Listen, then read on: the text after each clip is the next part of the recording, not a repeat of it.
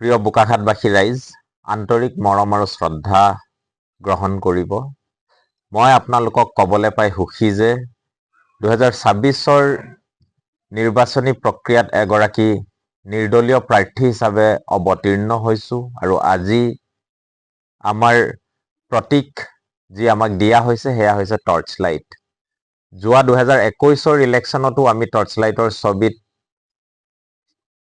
এই সমষ্টিৰ পৰা আমাৰ নিজৰ গৃহ সমষ্টিৰ পৰা প্ৰতিদ্বন্দ্বিতা কৰিছিলোঁ আৰু সকলোৱে জানে যে আপোনালোকে আমাক এই চিনত বিপুল মৰম আৰু চেনেহ যোগাইছিল আৰু সেই মৰম চেনেহ আৰু বিশ্বাসকে আমি শিৰোগত কৰি আগুৱাই আহিছোঁ। যোৱা 5টা বছৰে আপোনালোকৰ কাষত আছোঁ আৰু অনাগত দিনতো থাকিম। কিন্তু বোকাখাতবাসী হিচাপে এই সময়ত উঠি অহা প্ৰজন্মক প্ৰতিনিধিত্ব কৰি, খাটি খোৱা মানুহক প্ৰতিনিধিত্ব কৰি, বোকাখাতৰ বৌদ্ধিক মহলক প্ৰতিনিধিত্ব কৰি, বাণিজ্যিক মহলক প্ৰতিনিধিত্ব কৰি, সকলো শ্ৰেণীৰ, সকলো জাতি, সকলো ধৰ্মৰ মানুহক প্ৰতিনিধিত্ব কৰি আমি আগবঢ়াটো অতি প্ৰয়োজন। কিয়নো আমি অনুভৱ কৰিছোঁ সকলো বোকাখাতবাসীয়ে যেন ক'ৰবাত বোকাখাত সমষ্টিটোক এটা ৰাজনৈতিক ষড়যন্ত্ৰৰ বলি কৰিবলৈ চেষ্টা কৰা হৈছে আৰু এই ধৰণৰ কূটনৈতিক চেষ্টাক আমি বোকাখাতবাসীয়ে কেতিয়াও সফল হ'বলৈ নিদিওঁ আৰু তাৰ কাৰণে আমি সকলো বোকাখাতবাসীয়ে একত্ৰিতভাৱে এই নিৰ্বাচনী প্ৰক্ৰিয়াত অৱতীৰ্ণ হৈছোঁ আৰু আমি টৰ্চ লাইটৰ ছবিত সকলো বোকাখাতবাসীক অনুৰোধ কৰিম যেন আপোনালোকে অহা 9 তাৰিখে যি আমাৰ ভোটদান হ'ব তাত টৰ্চ লাইটৰ ছবিত বিপুল পৰিমাণৰ ভোট প্ৰদান কৰি মোক প্ৰণৱ দলেক জয়যুক্ত কৰে, যাতে মই বোকাখাতবাসীৰ কাৰণে সদায় সেৱা কৰি যাব পাৰোঁ। যি ধৰণে আপোনালোকৰ বিশ্বাস মোৰ ওপৰত আছে, যি ধৰণে আপোনালোকে আমাক লৈ, এই অহা প্ৰজন্মটোক লৈ যি সপোন দেখে, এই সকলোবোৰ যাতে আমি দিঠকলে ৰূপান্তৰ কৰিব পাৰোঁ। এতিয়া যদি সঁচা অৰ্থত বোকাখাতৰ অন্তৰকোণ বুজি আমাৰ বিৰোধী পক্ষই সিদ্ধান্ত লোৱা হ'লে তেতিয়া নিশ্চিত ৰূপে আমি সকলোকে একেলগে লৈ বা মোক তেখেতসকলে আঁকোৱালি লৈ এই যুঁজখনত অৱতীৰ্ণ হ'লহেঁতেন। আমি সন্দেহ কৰিবলৈ বাধ্য হৈছোঁ যেন বোকাখাতক এটি ৰাজনৈতিক ষড়যন্ত্ৰৰ বলি সজা হৈছে, য'ত আমাৰ বোকাখাতক চিৰদিনৰ কাৰণে, বোকাখাতৰ উঠি অহা প্ৰজন্মক চিৰদিনৰ কাৰণে অন্ধকাৰলৈ ঠেলি দিবলৈ এটা প্ৰচেষ্টা কৰা হৈছে আৰু এই প্ৰচেষ্টাটোৰ উদাহৰণ হ'ল এইবাৰ এই মাৰ্চৰ 23 তাৰিখলৈকে আমাৰ কোনো এটা দলে, ধৰক বিৰোধী পক্ষৰ, নিৰ্ধাৰণ কৰিবলৈ সক্ষম নহ'ল যে তেখেতসকলৰ প্ৰাৰ্থী কোন হ'ব আৰু সেইটো এটা বোকাখাতৰ জনগণক কৰা এটা চৰম অপমান বুলি মই আখ্যা দিব বিচাৰোঁ। কিয়নো বোকাখাতত এনেকুৱা নহয় যে যোগ্য প্ৰাৰ্থীৰ অভাৱ, কিন্তু বোকাখাতত নিশ্চিত ৰূপে ৰাজনৈতিক দলসমূহৰ তেখেতসকলৰ অভাৱ হৈছে তেখেতসকলৰ সদ ইচ্ছাৰ আৰু সেই সদ ইচ্ছাৰ অভাৱৰ বলি আমি হ'ব নোৱাৰোঁ আৰু সেইকাৰণে আমি বোকাখাতবাসীৰ হয় এইবাৰ অৱতীৰ্ণ হৈছোঁ। এতিয়া ক'ৰবাত তেখেতসকলে বুজি নাপায় বোকাখাতৰ গোটেই জনকাঠামো, আমি বোকাখাতত আদিবাসী মানুহ, মিচিং মানুহ, আমি সকলো জাতি ধৰ্মৰ মানুহ আছোঁ, সকলোৱে মিলিত হৈ আমি বোকাখাতত বসবাস কৰি আছোঁ আৰু আটাইতকৈ এটি শান্তিপূৰ্ণ সমষ্টি হিচাপে, মানুহৰ মাজত মিলাপ্ৰীতি থকা সমষ্টি হিচাপে এই পৰ্যন্ত আমি আছোঁ।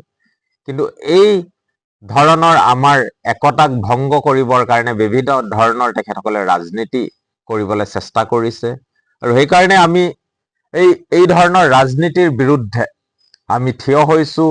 অতুল বৰা ডাঙৰীয়া আপোনালোক সকলোৱে জানে যে তেখেত 10 বছৰ কালৰ বিধায়ক, আকৌ তেখেত অৱতীৰ্ণ হৈছে। ক'ৰবাত তেখেতক ৱাকঅভাৰ দিবলৈ চেষ্টা কৰা হৈছে নেকি, এই প্ৰশ্ন মোৰ নহয় সমগ্ৰ বোকাখাতবাসীৰ মনত উদয় হৈছে। এই সন্দেহৰ আৱৰ্তত নহয়, ৰাইজৰ দলৰ ভেটি বোকাখাতত তেনেই ক্ষীণ।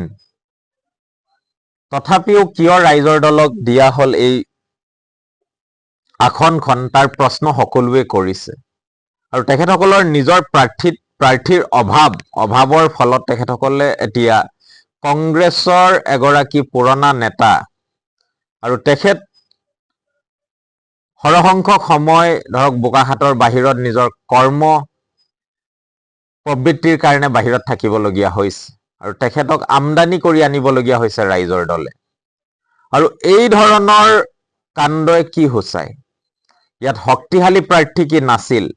কংগ্ৰেছৰে কেইবাজনো দেখোন প্ৰাৰ্থিত্ব দিবলৈ আগবাঢ়ি আহিছিল।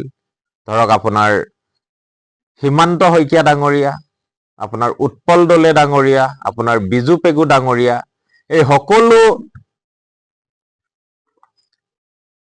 টিকেটৰ প্ৰত্যাশীসকলক, যিসকলে আশা কৰিছিল যে তেখেতসকলে টিকেট পাব, তেখেতসকলক কিয় অৱহেলা কৰা হ'ল? আৰু মই নিজে এজন দাবীদাৰ হিচাপে যোৱা বছৰৰ ছেকেণ্ড ৰানাৰ্ছ আপ হিচাপে, মানে দ্বিতীয় স্থান পোৱা এজন বোকাখাতৰ সন্তান হিচাপে মই নিজেও তেখেতসকলক বাৰম্বাৰ কৈছিলোঁ। মই স্বয়ং অখিল গগৈ ডাঙৰীয়াক সুধিছিলোঁ যে তেখেত যদি ইচ্ছুক তেনে তেখেতৰ চিক্ৰ লৈ আমি বোকাখাতক একতাৰ দোলেৰে বান্ধি এই নিৰ্বাচনী প্ৰক্ৰিয়াত অৱতীৰ্ণ হ'ম বুলি। কিন্তু অখিল গগৈ ডাঙৰীয়াই পোনছাতে নাকচ কৰিলে। তেখেতৰ মতে আমি কেতিয়াও জিকিব নোৱাৰো। হয়, সেই কথাটো তেখেতৰ মনত কিয় উদয় হৈছে আমি গম নাপাওঁ। যে বোকাখাতৰ জনকথামূহে হ'ল দেখোন ST আৰু টি গাৰ্ডেন, মানে টি ট্ৰাইবছ বা আদিবাসী লোকৰে সৰহসংখ্যক লোক ইয়াত, ধৰক আপোনাৰ 60% ভোটাৰ্ছ হ'ল এই দুয়োটা সম্প্ৰদায়ৰ। তাৰ পাছত কিয় ৰাইজৰ দলৰ মনত এই প্ৰশ্ন উদয় হ'ল যে ইয়াত ST বা আদিবাসী বা টি গাৰ্ডেন ট্ৰাইবছৰ মানুহে প্ৰতিনিধিত্ব কৰিব নোৱাৰিব? এয়া আমাৰ সমগ্ৰ বোকাখাতবাসীক কৰা এটি অপমান। ইয়াত কোনো বোকাখাতবাসীয়ে আজি পৰ্যন্ত এই কথা ভবা নাই। আমি ৰাইজৰ দলক সকীয়াই দিওঁ যে এই ধৰণৰ কথা তেখেতসকলে পুনৰাই যাতে বোকাখাতত নকয়। আৰু আমি বোকাখাতৰ একতাক অক্ষুণ্ণ ৰাখিবৰ কাৰণে নিৰ্দলীয়ভাৱে প্ৰতিদ্বন্দ্বিতা আগবঢ়াইছোঁ। আৰু এই যুঁজখন আমাৰ ৰাইজৰ দলৰ বিৰুদ্ধে নহয়, এই যুঁজখন আমাৰ কংগ্ৰেছৰ বিৰুদ্ধে নহয়, আমাৰ এই যুঁজখন পোনপটীয়াকে ইয়াৰ ইনকামবেণ্ট MLA তথা মিনিষ্টাৰ অতুল বৰা ডাঙৰীয়াৰ বিৰুদ্ধে। তেখেতে বোকাখাতখনক এখনি চৰণীয়া পথাৰ বুলি ভাবিছে। তেখেতৰ ইয়াত যিসমূহ কাম কাজ কৰাৰ প্ৰয়োজন আছিল সেইসমূহ সম্পূৰ্ণৰূপে তেখেতে দায়বদ্ধতাৰ পৰা তেখেতে হাত সাৰি, যি হিমন্ত চৰকাৰে যি আঁচনি বিভিন্ন ৱৰ্ল্ড বেংকৰ পৰা ধৰি বিভিন্ন পুঁজিবাদী অনুষ্ঠানৰ পৰা ধাৰে ঋণে আনি 2 লাখ কোটিতকৈও অধিক টকা আমাৰ অসমীয়া জনগণৰ মূৰত ধাৰ জাপি দি এই আঁচনিসমূহ বিলাই পেলাই এই নিৰ্বাচনীৰ বৈতৰণি পাৰ হ'ম বুলি ভাবিছে। এই ষড়যন্ত্ৰটোক, এই ধৰণৰ কাম কাজক আমি কেতিয়াও সফল হ'বলৈ দিব নোৱাৰো। আৰু সেই পদূলি হৈছে, ৰাস্তা পদূলি ক'ত হৈছে? হয়, ৰাস্তা পদূলি সকলো ঠাইতে হৈছে, 10% হৈছে, 20% হৈছে, 30% হৈছে, কিন্তু সৰহসংখ্যক ৰাস্তা পদূলি এতিয়াও হোৱা নাই। ৰাস্তা পদূলিয়ে সকলো নহয় এটা সমষ্টিৰ। ইয়াৰ অৰ্থনৈতিক কাঠামো ক'ত হৈছে? অৰ্থনৈতিক কাঠামো গঢ়িবৰ কাৰণে যি ধৰণৰ ইয়াত অনুষ্ঠানসমূহ আহিব লাগিছিল এটাও নাই। আৰু যিহেতু কাজিৰঙা ঐতিহ্য ক্ষেত্ৰ ইয়াত আমাৰ থকাৰ ফলত ইয়াত বৃহৎ ইণ্ডাষ্ট্ৰী গঢ় লৈ উঠিবলৈ নিদিয়ে। আৰু নিদিয়াৰ ফলত কি হৈছে, এতিয়া আমাৰ কৰ্মসংস্থাপনৰ অভাৱত বহু হাজাৰ আমাৰ যুৱক যুৱতী বাহিৰলে তেখেতসকলে ইয়াৰ পৰা গুচি যাবলগীয়া হৈছে কৰ্মসংস্থাপন বিচাৰি। অতুল বৰা ডাঙৰীয়াই এইসমূহ কথাত কোনো ধৰণৰ গুৰুত্ব নিদিয়াকে আজি ৰিফাইনাৰীটো আছে, ৰিফাইনাৰীত কোনটো পঞ্চায়তৰ কেইটা ল'ৰা ছোৱালীয়ে আজি কৰ্মসংস্থাপন পাইছে তাৰ কোনো ভেটি নাই। লগতে ইয়াত যি ধৰণে আমাৰ কৃষি মন্ত্ৰী হিচাপে তেখেতে কৃষকৰ যি সবলীকৰণ কৰিব লাগিছিল, কেৱল মাত্ৰ 10% মানুহক নিজৰ AGPৰ নিজৰ মানুহক ট্ৰেক্টৰ বিলাই পেলাই নিজৰ কৃষি মন্ত্ৰিত্বৰ দায়িত্ব হাত সাৰিলে নহ'ব। তাকে আমি সকলো বোকাখাতবাসীৰ ৰাইজে ভাবিছো যে 10 বছৰ কাল মন্ত্ৰী অতুল বৰা ডাঙৰীয়াই আমাৰ কাৰণে কি কৰিলে। আৰু সেই ৰিপৰ্ট কাৰ্ডখন যদি উলিয়াওঁ, তেখেত 100ৰ ভিতৰত 10তকৈও কম পাব 10 বছৰত। কিয়নো তেখেতৰ নিজৰ উপাদান বোকাখাতত একো নাই। ইয়ালৈ যদি আহিছিল এটি সতিসাধিনী নামেৰে এখন ইউনিভাৰ্চিটি, তাকো আমাৰ ইয়াৰ পৰা কাঢ়ি লৈ যোৱা হ'ল গোলাঘাটলৈ। এতিয়া কেৱল মাত্ৰ বৃহৎ বৃহৎ হোটেল ইণ্ডাষ্ট্ৰীক আমাৰ কাজিৰঙাৰ মাটি গতাই দিলে আমাৰ উন্নতি নহয়। তেখেতে কৰিব লাগিছিল যিসমূহ কাম ইয়াৰ আমাৰ অৰ্থনৈতিক কাঠামো, সামাজিক সাংস্কৃতিক কাঠামো তথা শৈক্ষিক আৰু স্বাস্থ্য বিভাগীয় কাঠামো বা কৃষি কৰ্মৰ কাঠামো, কৃষি বিভাগৰ কাঠামো সকলোতে বিফল হৈছে। আজি স্বাস্থ্য ক্ষেত্ৰৰ দিশৰ পৰা যদি আমি চাওঁ, বোকাখাটৰ অৱস্থা তেনেই তথৈবচ। পেট বিষ হলেও যোৰহাটলৈ ৰেফাৰ কৰা হয়, কিয়নো ইয়াত যি ধৰণৰ সা সঁজুলি বা এক্সপাৰ্টিজৰ প্ৰয়োজন আছে বা যি ধৰণৰ সা সুবিধাৰ প্ৰয়োজন আছে, শ্বহীদ কমলামিৰি হস্পিটেলত সকলো দিশৰ পৰাই সেই সমূহ বস্তুৰ অভাৱ।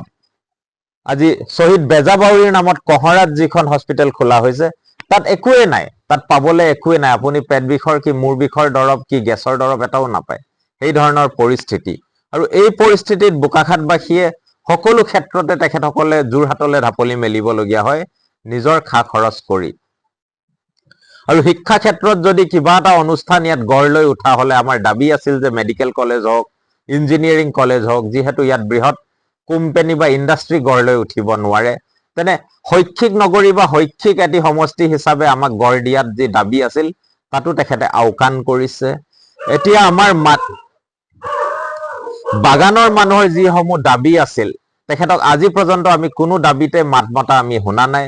অসমীয়া মানুহৰ যিসমূহ দাবী আছিল আজি মাটি বাৰীৰ, সেইসমূহ প্ৰশ্নত তেখেতক মাত মতা শুনা নাই। আমাৰ কৃষকে যি ধৰণে আজি মাটিৰ অধিকাৰ পাব লাগিছিল, কোনো ধৰণৰ অধিকাৰ পোৱা নাই। ইয়াত কৃষকৰ কাৰণে এখন উন্নত মানৰ বজাৰ আছে, নাই ইয়াত কোল্ড ষ্টৰেজ ফেচিলিটি আছে, নাই ইয়াত পানী যোগানৰ ব্যৱস্থা আছে, ধৰক আপোনাৰ ইৰিগেশ্যন ফেচিলিটিজ আছে। এজন কৃষি মন্ত্ৰী হিচাপে সেইসমূহ বস্তুত তেখেতে গুৰুত্ব নিদিয়াকে এই 10টা বছৰ কালে কৰিলে কি, সেই প্ৰশ্নটো যদি আমি সুধো, তেনে আমি শূন্য এটা পাম। আৰু সদনত, এছেম্বলিত আজি পৰ্যন্ত বোকাখাটবাসীৰ হয় তেখেতক এটাও মাত মতা আমি শুনা নাই। তো এই পানবাৰী কৃষি পাম নিগম ধৰক এটি ঐতিহাসিক আঁচনি আছিল, য'ত আমাৰ বানপীড়িত গৰাখহনীয়া মানুহৰ কাৰণে এটা বসস্থান কৰা হৈছিল আৰু আধুনিক সমাজবাদী চিন্তাধাৰাৰে এটা যি কোঅপাৰেটিভ মডেল, মানে এটা কোঅপাৰেটিভ মডেল তৈৰি কৰা হৈছিল, তাক বিফল কৰোৱা হ'ল, এয়া আমি সকলোৱে জানো। আৰু বৰ্তমান সময়ত এই কাৰণে বিফল কৰোৱা হ'ল যাতে তাৰ মাটি বাৰী, যি তাৰ ধৰক মাটি আছিল, সেই মাটিখিনি আত্মসাৎ কৰিব পৰা যায়। আৰু ইয়াত আমি দেখা পাইছো যে কাজিৰঙা আমাৰ পানবাৰী কৃষি পাম নিগমত প্ৰায় SC আৰু ST আমাৰ জনগোষ্ঠীয় মানুহৰ